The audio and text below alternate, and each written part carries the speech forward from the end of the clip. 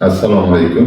Mana meni oldimda diskrijen kasalligidan, ya'ni umurtqa sho'rasi kasalligidan eng oson va eng qulay yo'l bilan davolash vositasi turibdi.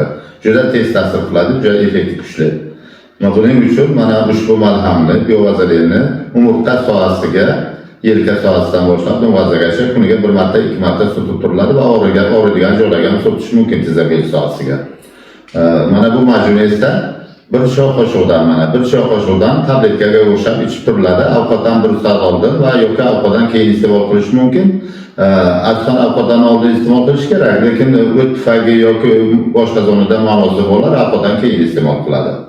1 choy qoshiqdan iste'mol qiladi, yarim piyola qaynagan iloq suv bilan. Kifoya qiladi shu diskrijadan qutulasiz inshaalloh. Assalomu alaykum yurtdoshlar.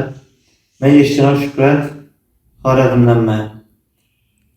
Men Gilyadis bo'yicha belim og'riyadi. Men bundan 1 oy burun tabiiy xotirajga uchrashib, shunaqa dardim bor ekanligini aytdim. Xotiraga menga dorilarni tavsiya qilib ko'rsatdilar. Keyin men o'sha dorilardan olib ichdim. Hozir yaxshiman.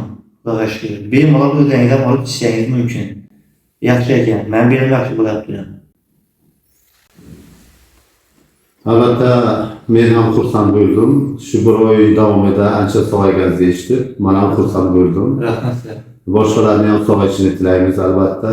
Bemalol foydalanishsin, sog'ayishsin. Qancha kasallar sog'ayib turishsa, shuni eshitsak, biz shuncha xursand bo'lamiz.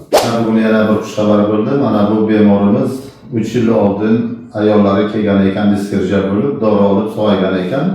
Shu kunlarda o'zlari ham diskrija bo'lib, dori olishga kelibdilar. Marhamat, o'zlaridan eshitamiz. Assalomu alaykum. 3 yil oldin xotinim bormagan joy qolmadi.